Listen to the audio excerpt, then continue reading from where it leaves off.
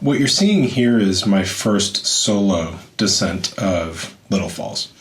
I found myself at the gates, couldn't find anyone to paddle with, and it was a nice low level, 3.17, which I have a lot of practice on with this boat, and I decided to head down on my own, take conservative lines, and try to do all of that safely. Now, obviously, you are way more at risk alone than you are with a paddling partner, and so I very well could have found myself in a bad situation. But at this moment, I felt comfortable taking the risk given my experience, the training that I have in swiftwater safety, that kind of stuff. Obviously, this risk profile will be different for everybody.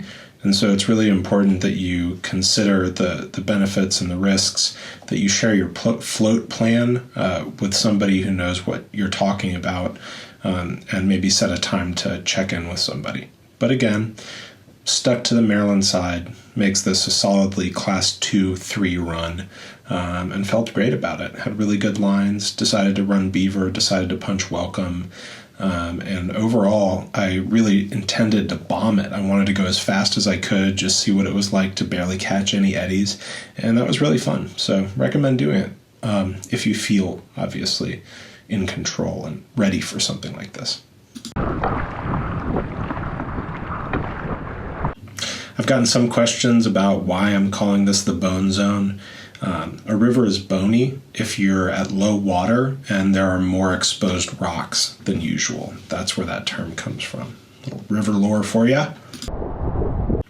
I'm choosing to double down on my read and run here.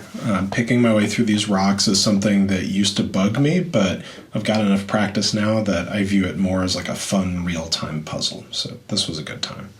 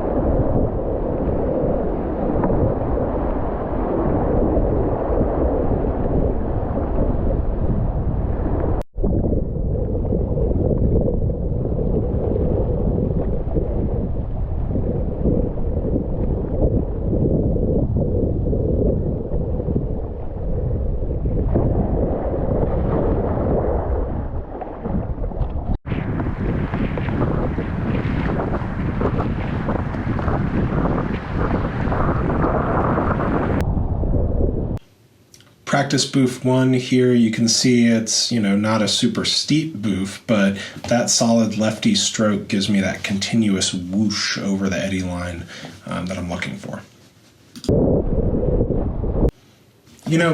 We spend so much time catching every eddy, trying every boof, ferrying until we can't feel our forearms. And that's valuable because we have to get better at kayaking, or at least I want to. But at the same time, once you get to a certain point with your roll and get really familiar with the water you're paddling, give yourself a few days to just go for the joy. Just enjoy the wave train. Don't feel the need to get out of it or get back into it or anything. Just do exactly what you want to do on the river the whole way down. And in this case, I didn't get as much time out there because I bombed it and skipped all the eddies, but the concentration of time in current was pretty high for a while, and I really, really enjoyed that. This was great.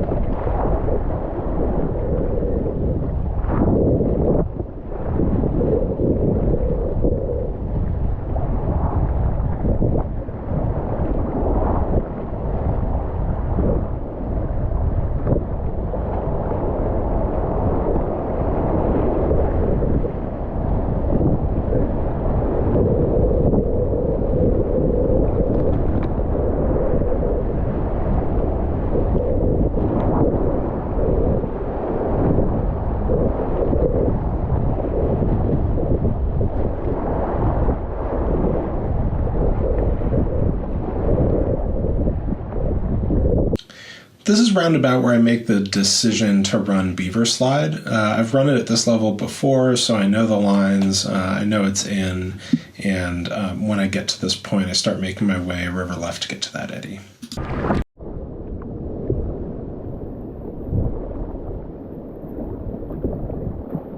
So between 3.17 and 3.07, when the river drops down to that 3.07 mark, that's when you start to get exposed rocks on the actual way down Beaver Slide.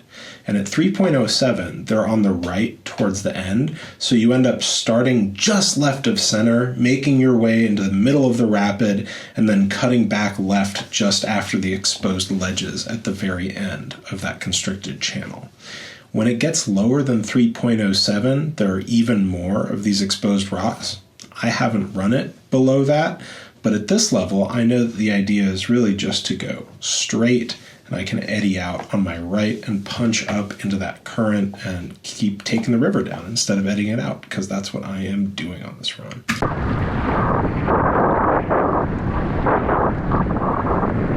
Okay, after Beaver Slide, the usual left to right move, so I maximize my time in the whitewater there.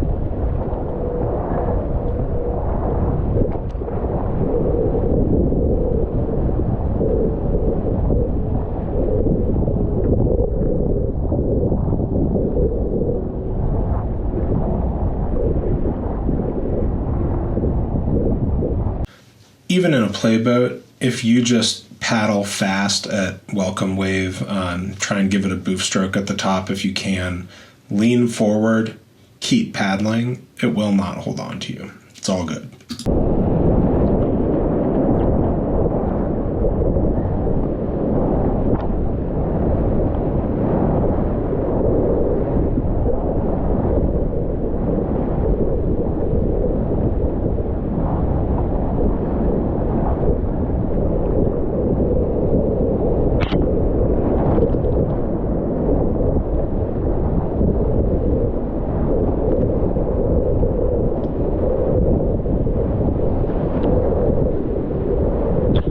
Well, that's all she wrote. It was confidence inspiring for me, and I was stoked to see this cormorant here at the end.